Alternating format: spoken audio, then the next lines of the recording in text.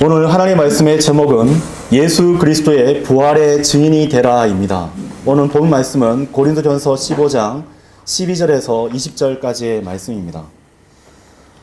세상 사람들은 예수 그리스도에 대한 부활에 대해서 논할 때 크게 두 가지 부류로 나누는 것을 볼 수 있습니다. 한편은 인류 역사상 가장 위대한 사건이다라고 주장하는 바로 우리와 같은 사람들이 있는가 하면, 다른 한편은 예수님의 실존하는 어떤 그런 역사적 부분들은 사실이나 그분이 죽고 나서 부활은 없었다, 명백한 사기극이다라고 얘기하는 일련의 부류들이 있습니다. 그들은 스스로 자신만이 이 지상에서 가장 뛰어난 지성을 가지고 있노라고 얘기하고 있는 오늘날 대학 교수와 괴교한 신학자들이죠. 이제 저는 여러분에게 묻겠습니다. 여러분은 예수님께서 정말 죽은 자들로부터 다시 살아나셨다는 것을 믿으십니까? 하버드 대학의 수석 교수였던 그린 피프 박사는 법학계에서 뛰어난 최고의 석학이었습니다. 그의 유명한 저서가 하나 있는데요. 바로 증거법에 관한 논문이 있는데요. 이것은 최고의 법학 고전으로 채택되어서 오늘날 대학교 강단에서 자주 회자되고 있는 책입니다. 어떤 내용이 있냐면은, 사실은 명백한 증거만이 입증할 수 있고 증거가 없는 주장은 헛된 것이다 라고 얘기하고 있어요. 여러분이 법정 드라마나 영화 또 그런 관련된 그 서적들을 접하면 알 수 있겠지만, 법정에서 살인이나 폭행과 관련된 흉악 범죄에 대해서 명백한 증거물이 있으면 그것을 통해서 형을 집행할 수 있다, 이것에 대한 저변을 마련한 사람이 바로 이 그린 피프 박사입니다. 이 그린 피프 박사는 어떠한 사람이었느냐? 처음부터 예수님의 부활은 허구다라고 주장했던 사람이에요. 그는 더 나아가서 예수님이 종교 지도자로서 단지 십자가에서 죽었을 뿐 부활하지도 않았고, 그 허구성을 단번에 파헤치면, 또 그것을 세상에 폭로하면 기독교라는 종교는 한순간에 없어질 것이다 라고 스스로 자부했던 사람이었습니다. 그래서 그는 특단의 조치를 취했어요. 그 자신의 뜻을 따르는 제자들을 모아가지고 예수님의 죽으심, 그리고 그 부활이 허구라는 부분들에 대해서 꼼꼼하게 모든 증거자들을 수집하기 시작한 것입니다. 그래서 예수님을 따르는 사람들이 예수 그리스도의 십자가에서 죽음 이전과 무덤이 묻힌 이후, 그리고 예수님의 부활을 목격한 증인들이 어떤 식으로 말을 했는지에 대해서 면밀하게 조사를 하기 시작한 것입니다. 그리고 그는 애초에 자신이 원했었던 결과와는 다른 결론에 도달하고야 말았던 것이에요. 그리고 그는 그것에 대해서 깊이 생각한 바 다음과 같은 책을 남겼습니다. 바로 긴 이름이에요. 법정에서 준용되는 증거 규범에 의한 사복음서 저자들의 증언에 대한 검토라는 책을 썼어요.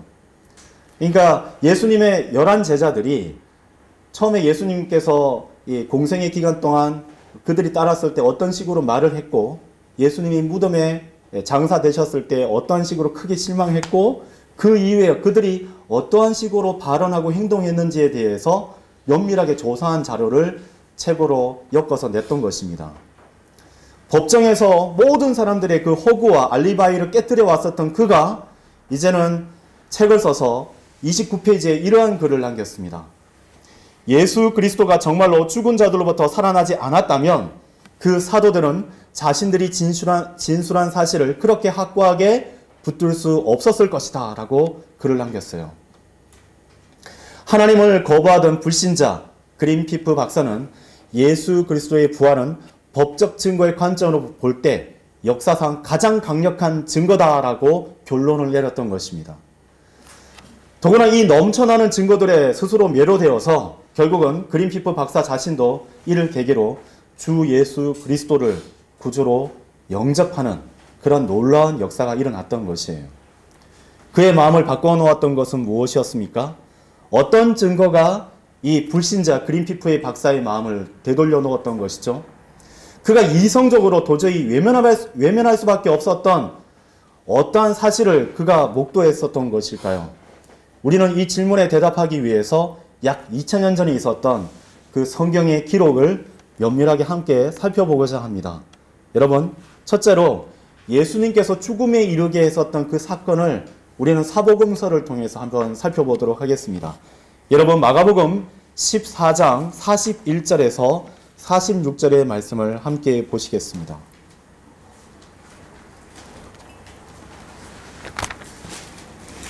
마가복음 14장 41절에서 46절입니다.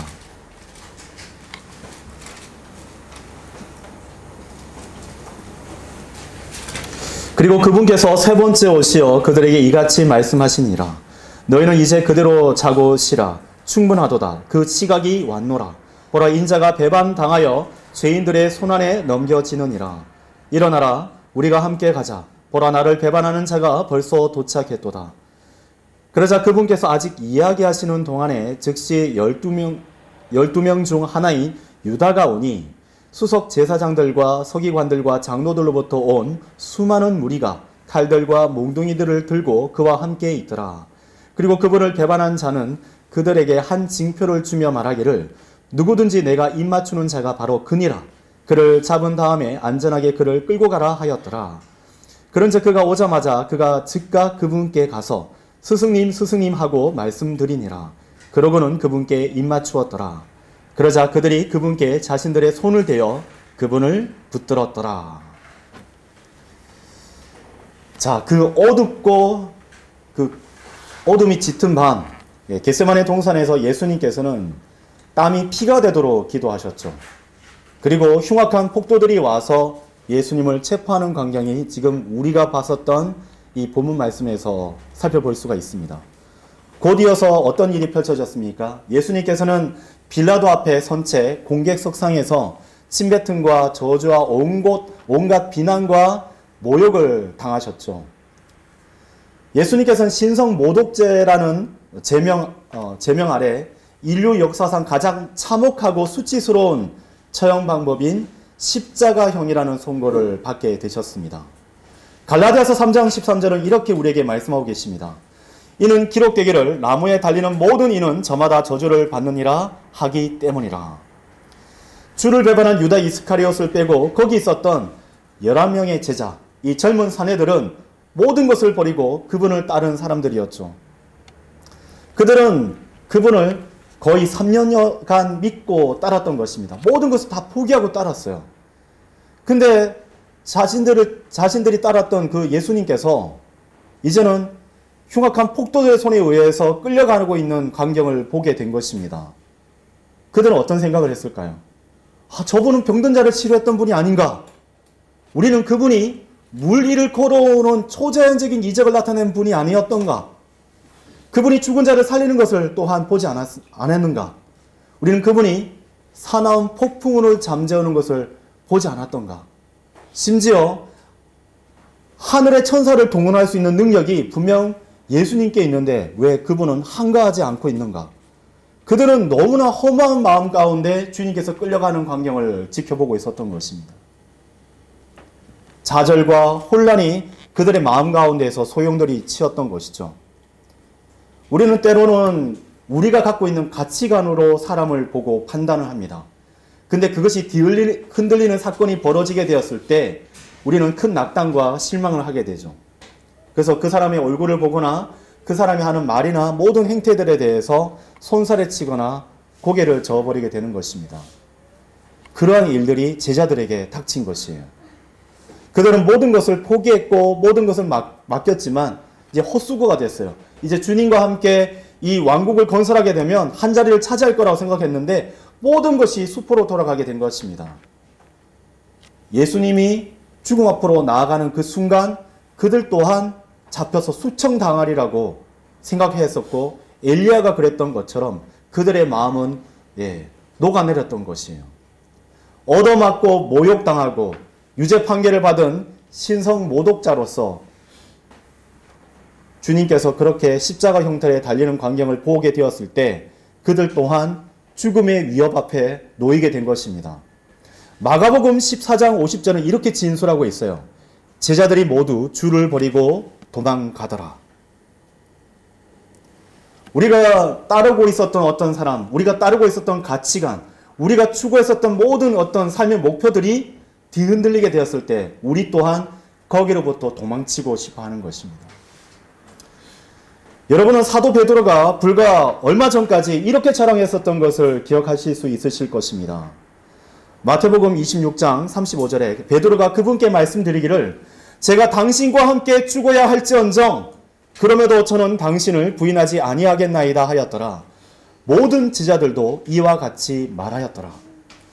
주님께서 어디로 가시든 거기가 죽음 끝이든 저는 무조건 따라가겠습니다. 베드로의 각오를 여러분은 보실 수 있죠? 근데 주님께서 끌려가는 그 밤, 그는 군중 사이에 끼어 있으면서 크나큰 낙심과 혼동을 겪었고 마음에 큰 상처를 입었어요. 혹여라도 주님께서 하늘에서 천사를 내려보내서 그 모든 것을 휩쓸지는 않을까? 어쩌면 그것을 바라고 있었는지도 모르겠습니다. 그때 한 젊은 여인이 다가와서 베드로를 보고 이렇게 얘기했어요. 당신 역시 갈릴리의 예수와 함께 있었도다. 이때 베드로는 화들짝 놀라서 정색하며 사실이 아니라고 부인하였습니다. 나는 네가 무슨 말을 하는지 모르노라. 하지만 또 다른 사람들이 이를 지켜보고 베드로에 대해서 이렇게 얘기했습니다. 너는 확실히 그들 중 하나라. 이는 네가 갈릴리인이기 때문이니 내 말투가 거기에 부합하는도다. 그런데 이에 대해서 성경은 뭐라고 베드로가 고백했는지 알려주고 있죠. 마가복음 14장 71절에 이렇게 기록되어 있습니다. 그러나 그가 저주하고 맹세하기 시작하며 말하기를 나는 너희가 언급한 이 사람을 모르노라 하였더라.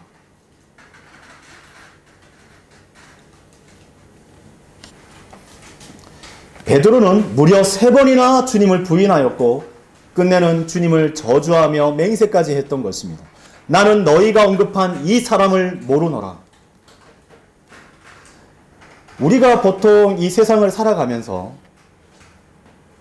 부활하신 주님이 아닌 그저 십자가의 형틀에서 마치 하나님께 형벌을 받으며 고난당하는 그 어린 양을 보게 되었을 때, 또 그렇게 예수님을 알게 되었을 때, 그렇게 연약한 예수님을 자신의 믿음의 근간으로 삼게 되었을 때 삶의 모든 거친 파도와 모든 회오리 치는 모든 바람이 내 몸을 흔들리게 하였을 때 대부분의 성도들은 어떤 선택을 합니까? 나는 너희가 언급한 저 예수를 모르노라. 난 예수님과 상관없는 사람이다. 이렇게 고백하면서 자신의 신앙을 부인하는 것을 맞닥뜨리게 되죠. 베드로는 주님과 함께 죽겠다라고 고백했지만 막상 주님께서 십자가의 순환을 당하는 것을 보게 되었을 때 죽음이 두려웠던 것입니다. 이렇게 제자들이 모두 주님으로부터 달아났던 것이죠. 세상 사람들의 눈에 볼 때 예수님의 죽음은 자신의 제자로부터 어떻겠습니까? 철저히 배신당하는 치욕스러운 죽음을 맞이한 것처럼 보입니다. 저도 이제 고등학교 때 예수님을 믿고 구원받았을 때 좀 어린 마음에 복음을 막 전했었어요. 근데 한 대학교 이렇게 한 선배가 있었는데 그때 저한테 그러는 거예요.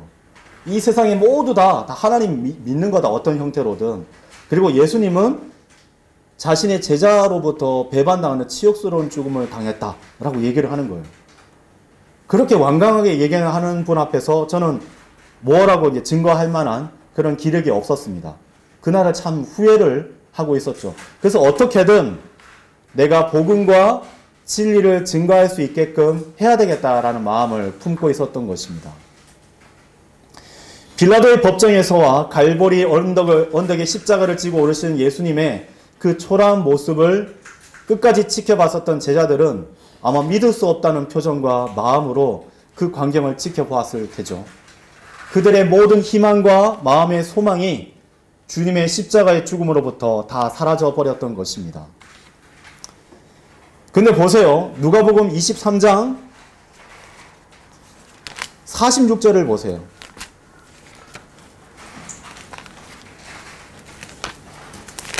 누가복음 23장 46절입니다.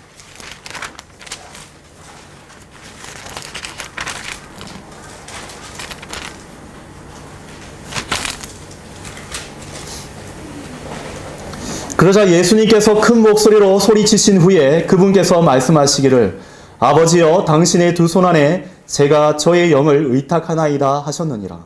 그리고 그와 같이 하시고 나서 그분께서는 숨을 거두셨더라. 이때 백부장이 벌어진 일을 목격하자 그는 하나님께 영광을 돌리며 말하기를 이분은 틀림없이 의로운 사람이셨도다 하였더라. 또 다른 사복음서에서는 하나님의 아들이었다라고 백부장이 고백하는 것을 볼 수 있게 됩니다. 자, 명백하게 예수님께서 십자가 형틀에서 순환당하시고 숨을 거두시는 것을 로마 제국의 가장 고등 교육을 받고 그리고 군사 교육을 이수했었던 백부장이 예수님의 죽음을 확인하였어요. 그렇죠? 어떤 이들은 이렇게 얘기합니다. 예수님께서 십자가에서 기진하여서 기절하는 것뿐이다. 나중에 제자들이 예수님의 그 기절한 것을 확인하고 빼돌렸다라고 얘기합니다. 그렇지 않습니다. 백부장은 더 나가서 이렇게 합니다. 백부장 휘하에 있었던 한 병사에게 명령을 해서 그 병사가 죽은 예수님의 심장을 창으로 찔른 사건이 벌어집니다. 여러분 요한복음 19장으로 가보실까요? 요한복음 19장 31절을 보십시오.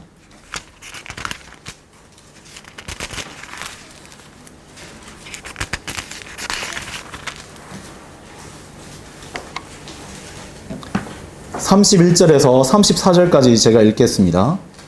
그러므로 유대인들은 그날이 예비일인 까닭에 그 시신들을 안식일에 십자가 위에 남아있지 않게 하려고 이는 안식일이 고귀한 날이었기 때문이라. 빌라도에게 그들의 다리를 부러지게 하고 그 시신들을 치워지게 해달라고 간청하였더라. 다리를 부러뜨리는 것은 혹여나 죽은 척하는 사람을 식별하기 위한 또 다른 수단이었죠. 32절 그때 군인들이 와서 다시 한 번 더 말씀드리지만 이 군인들은 사람의 모든 생사여탈권에 대한 부분에서 고등교육을 받았던 사람입니다. 어떻게 하면 사람을 죽일 수 있는가? 그리고 죽은 척하고 있는 또 다른 어떤 사람들을 명백하게 숨을 끊어지게 할 수 있는지 급소까지도 명확하게 훈련받은 군인들인 거죠. 첫 번째 사람의 두 다리를 부러뜨렸으며 그분과 함께 십자가에 못 박힌 다른 이의 두 다리도 부러뜨렸더라. 두 사람 다 명백하게 죽었죠. 그리고 한 사람은 예수님께서 얘기하신 바 지하에 있는 낙원으로 내려갔던 것이죠. 33절 그러나 그들이 예수님께 이르러 그분께서 이미 죽으신 것을 보자 그들은 그분의 두 다리를 부러뜨리지 아니하였더라. 그리고 보세요. 34절 그러나 군인들 중 한 명이 창으로 그분의 옆구리를 찔렀더니 곧바로 거기에서 피와 물이 나왔더라. 확인 사살을 한 겁니다. 한 번 더 그래도 점검해보자. 뼈를 부러뜨리지 않을지언정 한번 확인해보자 해서 예수님의 5번째 갈비뼈, 성경에서 숫자 5는 죽음을 상징하죠.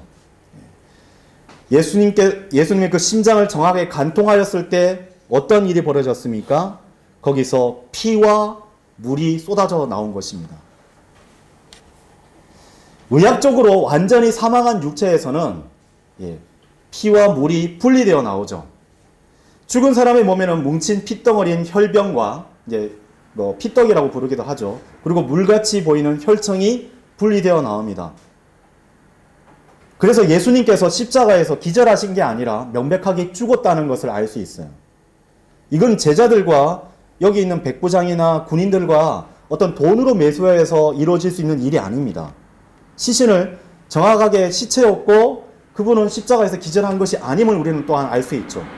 그리고 또한 성경은 그분이 무덤에 안치되기까지 합법적인 절차를 거쳤다라고 알려주고 있어요. 성경은 십자가에서 처형되신 예수님의 시체를 몇 명의 제자들이 빌라도를 찾아와서 무덤에 안치하는 과정을 우리에게 보여주고 있습니다. 이때 빌라도는 예수님이 공식적으로 죽으셨다는 것을 당시 로마 제국의 뛰어난 시설과 또 명백한 절차를 통해서 확인해 줬었죠. 그래서 그 예수님의 시신을 제자들에게 넘겨주는 과정이 마태복음 27장 57절에 나옵니다. 찾으실 수 있는 분은 함께 보시죠. 마태복음 27장 57절입니다.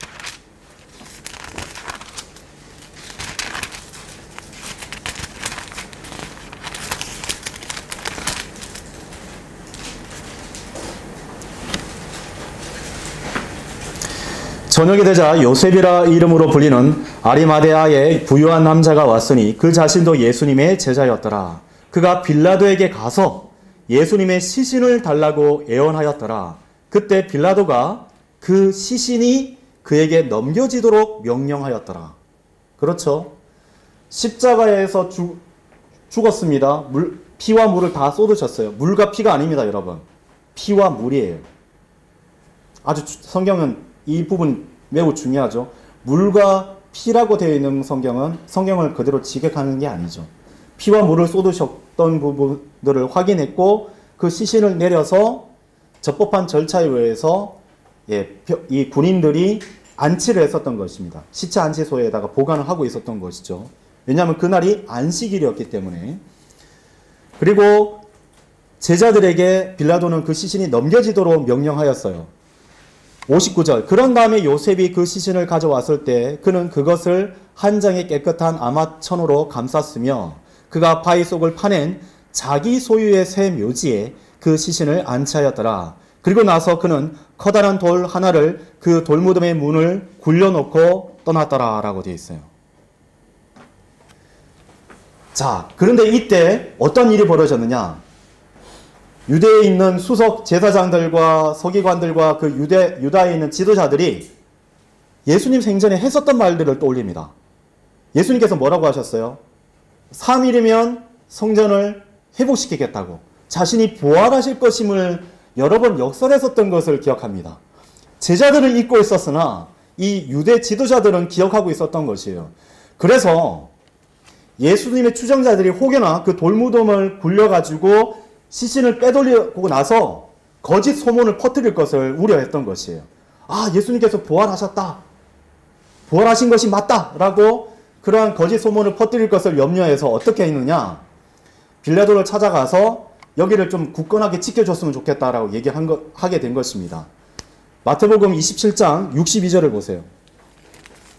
27장 62절에서 66절을 보십시오. 이제 예비를 뒤따르는 다음 날에 수석 제사장들과 바리새파 사람들이 함께 빌라도에게 와서 이같이 말하였더라. 빌라도 경이여, 그 속이는 자가 아직 살아있는 동안 말한 것을 우리가 기억하나니 3일 후에 내가 다시 살아나리라 한 것이니이다. 그러므로 그 돌무덤이 셋째 날까지 굳게 지켜지도록 명령하소서. 이는 그의 제자들이 밤에 와서 그를 훔쳐간 다음에 백성에게 말하기를 그가 죽은 자들로부터 살아났도다 하여서 마지막 과오가 처음 과오보다 더 나쁘게 되지 아니하도록 하려 함이니이다. 65절. 빌라도가 그들에게 말하기를 너희에게 경비대 하나가 있도다.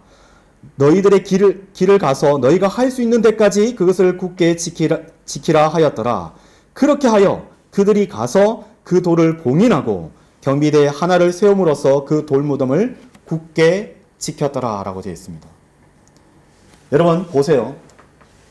돈으로 매수될 수 있는 가능성이 있는 빌라도 휘하에 있었던 경비대가 아닙니다. 모든 것을 의심하고 이러한 모든 거짓 루머가 혹시나 퍼뜨릴까봐 예수님을 신성 모독자라고 생각했었던 이 유대 지도자들이 거느리고 있었던, 훈련받았고 철저하게 교대 근무가 이루어지는, 심지어 어떻게 했습니까? 이 돌무덤에 봉인까지 했어요. 뜯으면 반드시 알아볼 수 있게끔.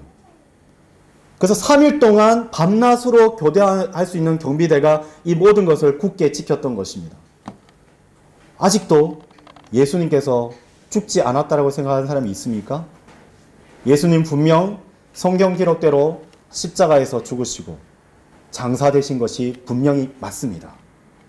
자, 두 번째로 우리가 살펴볼 것은 예수님의 죽음을 목격했던 이들에게 크나큰 변화가 일어났던 것이에요. 예수님의 죽음 이후에 그들은 큰 수치와 죽음에 대한 공포 가운데 있었습니다. 제자들은 뿔뿔이 다 흩어졌어요. 그로부터 2달이 채 경과되기도 전에 그 예수님과 함께 있었던 그 11 제자들과 또 예수님과 함께 있었던 수많은 사람들이 예루살렘으로 돌아가 죽음의 위협에도 아랑곳하지 않고 담대하게 예수 그리스도를 선포하는 광경이 눈앞에 펼쳐집니다. 여러분, 사도행전 2장에서 사도 베드로가 뭐라고 얘기하는지 한번 살펴보시죠. 사도행전 2장 22절입니다.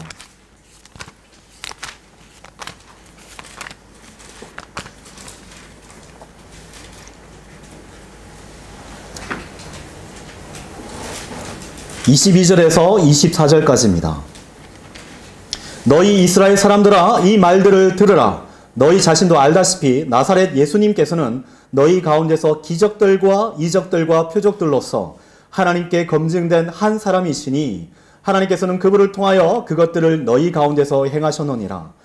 하나님의 확정적인 계획과 미리 아심에 의하여 넘겨지신 그분을 너희가 붙잡았고 사악한 손으로 십자가에 못 박아 살해하였도다. 그분께서 사망에 붙들려 있는 것이 불가능하였기에 하나님께서 그분을 일으켜 세우시고 사망의 고통들에서 풀어주셨느니라. 31절을 보세요. 그가 이것을 미리 보고 그리스도의 부활에 관하여 전하였으니 곧 그의 혼이 지옥에 버려지지 아니하였고 그의 육체도 부패함을 보지 아니하였다는 것이라. 이 예수님을 하나님께서 일으켜 세우셨으니 우리 모두가 그것의 증인들이라. 뭐라고 얘기했습니까? 우리 모두가 그 모든 사건을 지켜보았었던 것에 대한 증인이라고 사도 베드로가 선언하고 있는 것입니다. 분명 우리는 얼마 전까지 사도 베드로가 마가복음 14장 71절에 이렇게 고백했었던 것을 떠올릴 수 있죠. 나는 너희가 언급한 이 사람을 모르노라. 그렇다면 두려움과 혼돈 가운데 가득했던 제자들이 이처럼 담대한 사자처럼 그들이 모두가 돌변한 어떤 계기가 무엇이 벌어졌던 것입니까? 어떤 일이 일어났었던 것이에요? 사도들은 심지어 구타와 모든 위협과 투옥, 신문, 심지어 죽음의 위협에서도 당당하였습니다. 사도행전 4장 18절을 보실까요? 사도행전 4장 18절을 보세요. 사도들의 행적들을 보고 있는 것입니다. 우리는. 그리하여 그들이 저들을 불렀으며 사도들에게 예수님의 이름으로는 1절 전하지 말고 가르치지도 말라고 명령하였더라. 그러나 베드로와 요한이 그들에게 대답하여 이같이 말하였더라. 하나님께 경청하는 것보다 너에게 경청하는 것이 하나님의 목전에 옳은지 너희가 판단하라. 이는 우리가 보고 들었던 것들을 우리가 전할 수밖에 없기 때문이라. 그럼에도 불구하고 그들은 입을 다무지 못했어요. 그 이유는 무엇입니까? 이들이 무엇을 보았습니까? 이들이 무엇을 들었습니까? 그리고 20절을 다시 한번 보세요. 이는 우리가 보고 들었던 것들을 우리가 전할 수밖에 없기 때문이라. 자, 또 한번 보시죠. 사도행전 5장을 보시면 심지어 그들은 감옥에 갇히고 두들겨 맞았습니다. 41절을 보세요. 40절부터 보시죠. 그러자 그들이 그에게 동의하였더라. 그런 다음에 그들이 사도들을 불러내어 그들을 때린 후에 그들이 사도들에게 예수님의 이름으로 말하지 않도록 명령한 뒤 사도들을 놓아 주었더라.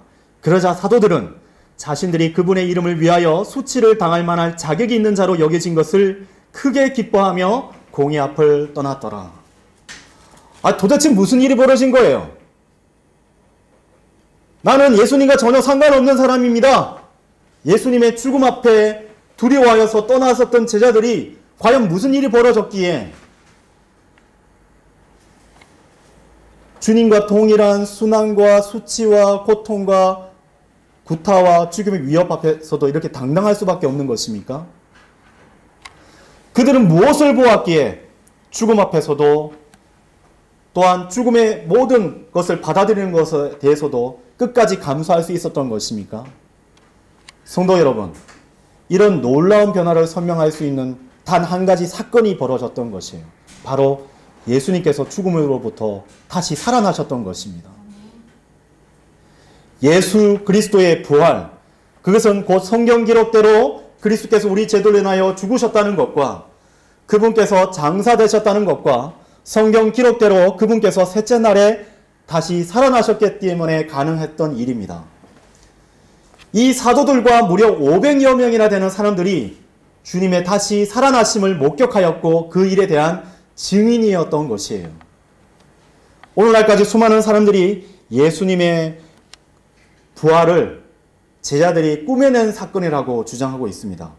근데 한 가지 그렇게 얘기하기에 있어서는 두 가지 큰 문제가 있죠. 첫 번째는 무엇이냐? 만약 예수님께서 부활하지 못했었다면 로마 정부는 그 시체를 찾아내어서 공개하게 다녔을 것이에요. 그렇죠? 그거 가짜라고. 군인들이 증언했을 것입니다. 그렇죠? 내가 분명히 예수 그리스도가 십자가에 못 박아 죽은 걸 봤다. 그리고 그 시신이 빼돌려진 것 또한 봤다. 아, 그거 허구다. 빌라도는 분명 예수님께서 부활하셨다는 소문을 들었을 때 채찍건들을 통해서 그것을 명백하게 조사해 봤을 것이에요. 그것이 참으로 일어난 일인지 아닌지를. 그리고 분명 보았을 것입니다. 분명 들었을 것이에요.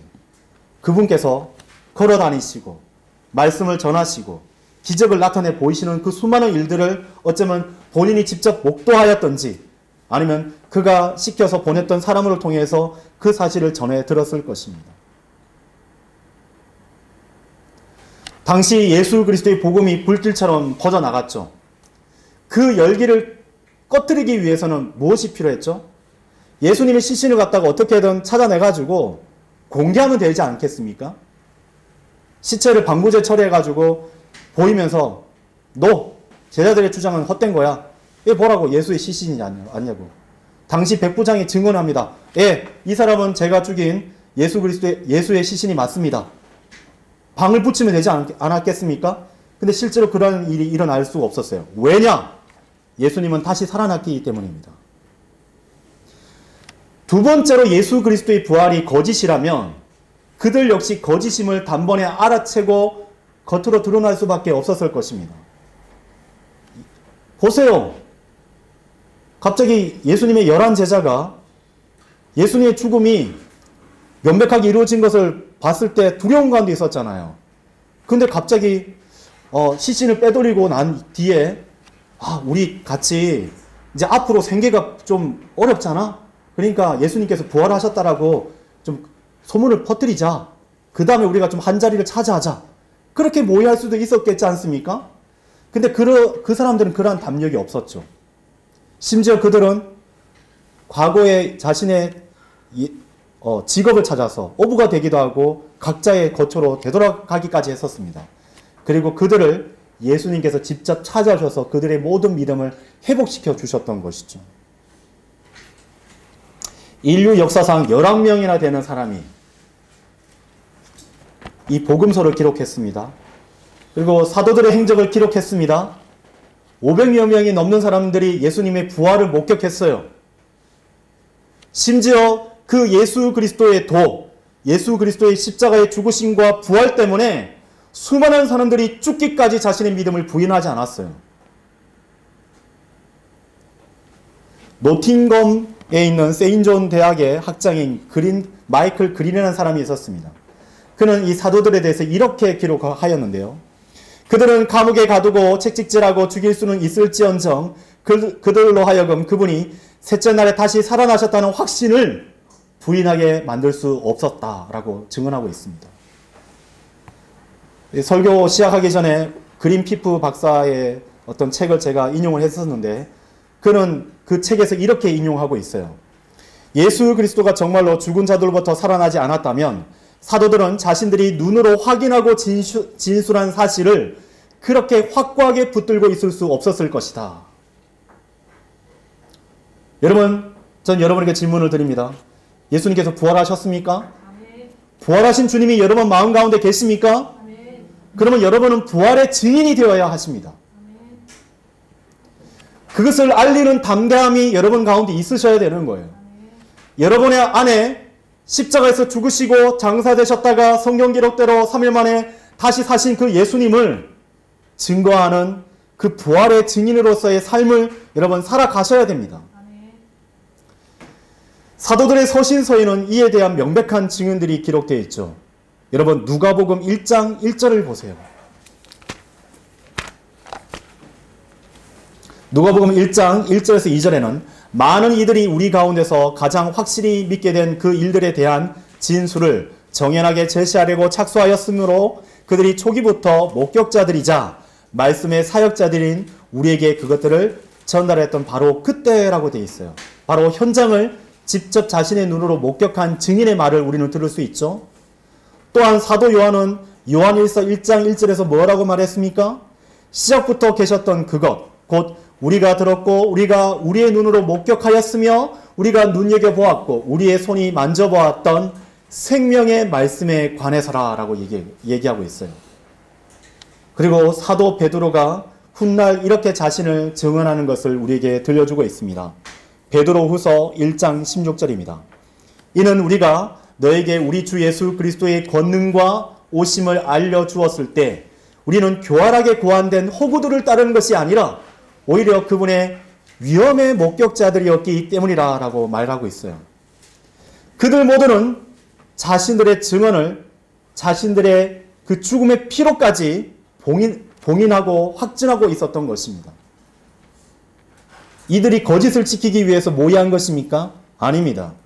예수 그리스도의 부활이 참된 것이기에 두 눈으로 목격한 증인이기 때문에 그들은 그렇게 담대할 수밖에 없었던 것입니다. 예수 그리스도의 부활이 우리 모두에게 있어서도 참된 믿음의 근간이 되기를 바랍니다.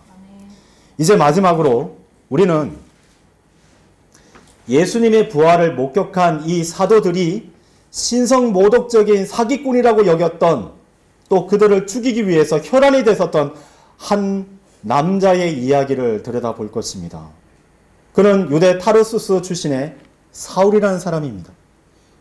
사울은 예수님이 거짓 메시아여 신성모독적 사기꾼이라고 생각했던 사람이에요. 그래서 기독교를 원천 박멸하는 것이 그의 지상 최대의 과제였어요. 성경은 그에 대해서 사도행전 8장 3절에서 이렇게 묘사하고 있습니다. 사울로 말하자면 그는 교회를 크게 파괴하였으니 집집마다 침입하여 남자들과 여자들을 끌어내어 그들을 감옥에 넘겼더라. 얼마나 열성이 대단한 줄 아시겠습니까? 또한 사도행전 9장 1절에서 2절에는 이렇게 우리에게 알려주고 있죠. 그리고 사울은 여전히 주의 제자들을 대적하여 위협들과 사륙을 내뿜었으며 보자마자 어떻게 하려고 했죠? 죽이려고 한 것입니다. 율법대로 돌로 쳐 죽이려고 했던 것이에요. 그래서 어떻게 했습니까?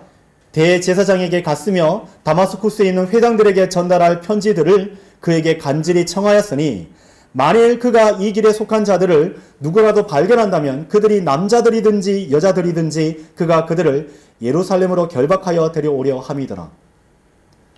할 수 있다면 회당에서 즉결 심판을 하려고 서신을 받아왔던 것입니다. 자 보세요. 이 사울은 기독교의 맹렬한 박해자입니다. 여러분 주위에 있는 어떤 사람들보다도 맹렬한 박해자요 십자가의 원수예요. 그는 드디어 예수 그리스도의 부활을 증거하고 있는 사람들을 숙청하기 위해서 다마스쿠스로 이동하고 있었어요. 그는 예수님의 추종자들을 모조리 잡아들일 수 있는 권한을 보유하는 문서를 품은 채 그들을 향한 적개심을 불태우면서 가고 있었습니다. 근데 여러분, 사도행전 9장 3절에서 5절에서 다마스쿠스로 가던 중 사울에게 어떤 사건이 벌어지게 된 것입니다. 3절입니다. 그리고 그가 여정을 떠남에 따라 그는 다마스쿠스에 가까이 왔는데 갑자기 하늘로부터 한 빛이 그의 주위를 비추었더라. 그러자 그가 땅에 엎어졌고 그에게 말씀하시는 한 음성을 들었는데 사울아 사울아 어찌하여 너는 나를 박해하느냐 하시니라. 그리하여 그가 말씀드리기를 주여 당신은 누구시니까 하였더라. 이에 주께서 말씀하시기를 나는 내가 박해하는 예수니라. 가시들의 발기질을 하는 것은 너에게 모진 일이라 하셨느니라. 여러분 다마스쿠스로 가는 길목에서 역사상 가장 위대한 회심이 벌어졌던 것입니다. 예수 그리스도의 그 십자가의 원수로서 가장 악렬하였던 그 한 사람이 역사상 가장 위대한 사도로 변모하는 과정을 우리는 보고 있는 것이에요. 이 사도 바울은 그러면 어떻게 됐습니까? 수많은 사도들과 부활의 목격자들이 그러했던 것처럼 AD 67년 로마에까지 가서 복음을 전하고 참수형을 당하기까지 예수 그리스도의 복음을 증거하였죠. 도대체 무엇이 이 사람을 돌변하게 하여서 그의 삶이 예수 그리스도의 복음에 합당한 삶으로서 어떻게든 복음을 전하기 위해서라면 고기를 먹지 않겠다고, 그 연약한 지체를 위해서 자신은 평생 그렇게 하겠다라고 고백하는 사람으로 변모시켰던 것입니까? 이에 대해서도 단 한 가지만이 충분한 설명이 되는 것이에요. 바로 주 예수 그리스도의 부활뿐인 것입니다. 예수님께서 부활했다는 것을 철저하게 배격하고 그 부활의 목격자들을 죽이려고 했던 그 한 사람이 이제는 부활하신 예수님을 만나고 우리에게 이제 권면하고 있는 것이에요. 오늘날 우리에게 예수님의 부활이 믿음으로 받아들여지지 않는다면 우리의 모든 신앙생활은 헛된 것일 뿐이라고 가르쳐주고 있는 것입니다. 예수님의 죽으심과 부활을 믿지 않는 이가 있다면 그는 여전히 사망 가운데 놓여 있는 것입니다. 예수님의 죽으심과 부활에 대해서 희미한 믿음을 가지고 이를 담대하게 선포하지 못하는, 그런 증거하지 못하는 성도가 있다면 그는 사실상 죽은 믿음을 가지고 있는 채 살아가고 있는 것입니다. 고린도전서 15장 12절에서 20절은 이렇게 얘기하고 있죠. 이제 그리스도 곧 그분께서 죽은 자들부터 살아나셨다고 선포되셨거늘 어떻게 너희 가운데 일부가 죽은 자들의 부활이 전혀 없다고 말하느냐. 그러나 만일 죽은 자들의 부활이 없다면 그때는 그리스도께서 살아나지 아니하신 것이라.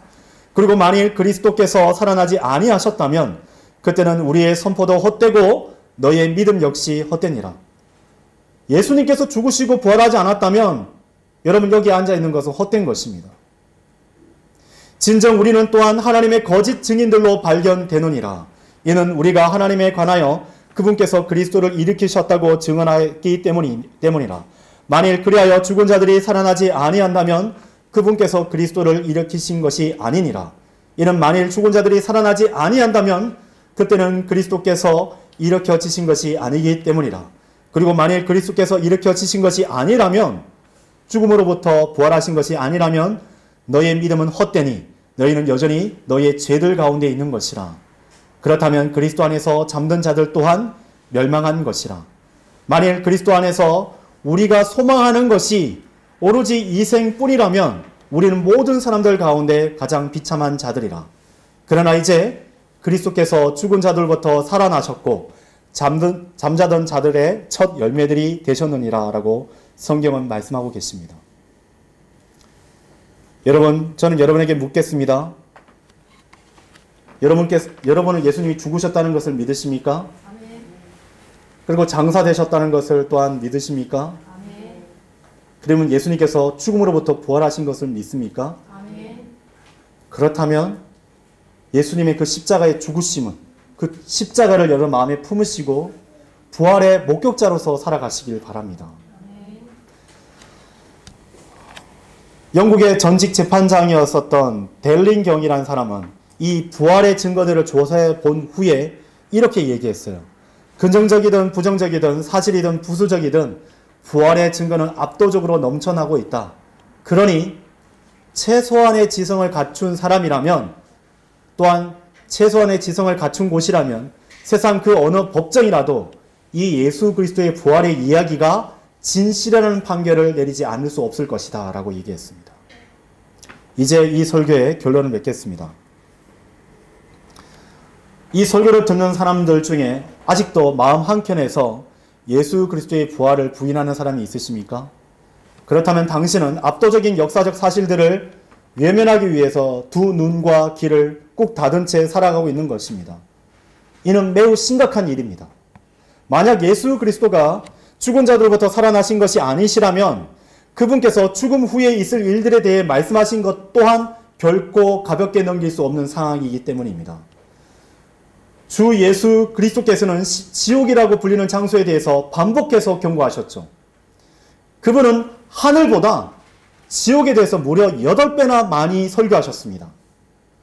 누가복음 16장 23절에서 예수님은 이미 죽은 어떤 사람에 대해서 이렇게 말씀하셨습니다.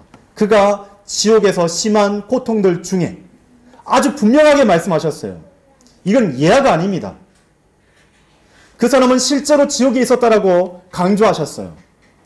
그 사람의 상태에 대해서 예수님은 계속해서 24절에서 이렇게 말씀하셨습니다. 그가 이렇게 얘기했죠. 제가 이 불꽃 가운데서 심한 고통을 당하고 있기 때문이니이다.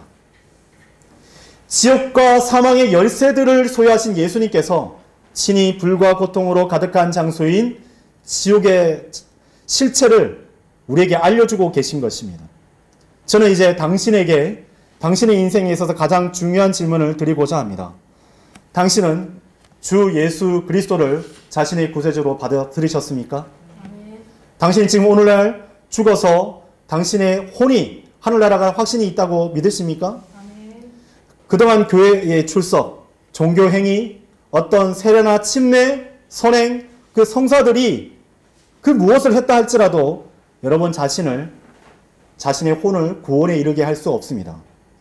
예수 그리스도를 자신의 유일한 구주로 먼저 믿지 않는다면 당신은 1년 혹 1개월, 그 뒤에 1시간 혹 1분 뒤에 심지어 1초 후에라도 그 미래는 분명 죽음 이후에 지옥에 가 있을 것입니다. 계시록 20장 15절은 우리에게 이렇게 말씀하십니다. 그리고 누구든지 생명책 안에 기록된 것이 발견되지 않는 자는 불의 호수 속에 던져졌더라. 영원히 고통당하게 될 것입니다. 여러분의 이름은 하나님의 생명책에 기록되어 있습니까? 만일 자신의 이름이 생명책 안에 기록된 것을 확신할 수 없는 사람이라면 주 예수 그리스도의 초청을 받아들이시길 바랍니다. 예수님께서는 어느 누구도 지옥에 가는 것을 원치 않으십니다. 예수님께서는 당신을 미리 아셨습니다. 또한 먼저 사랑하셔서 당신의 죄값을 지불하시고 험한 십자가에 피 흘려 죽으셨습니다. 오로지 당신이 지옥에 가지 않기 위해서입니다. 계시록 1장 5절에 이렇게 말씀하십니다. 우리를 사랑하시어 자기 자신의 피로 우리의 죄들에서 우리를 씻기신 그분께 나아갈 것을 말씀하고 계시죠. 주 예수 그리스도를 마음에 받아들여 구원을 얻기까지 이 자리에 결단코 일어서서는 안 될 것입니다. 죽음에서 다시 사신 예수 그리스도를 만나는 일이야말로 당신의 인생에 있어서 가장 큰 사건인 것을 깨달아 아시길 바랍니다. 또 우리 또한 부활하신 주님의 증인으로서의 삶을 신실하게 살아내야 합니다. 우리를 위해 죽으시고 부활하신 주님께서 곧 다시 오신다고 약속하셨기 때문입니다. 부활의 주님을 맞이하기에 부끄럼 없는 귀한 믿음의 성도들이 되기를 바라며 이 설교를 마치겠습니다. 감사합니다.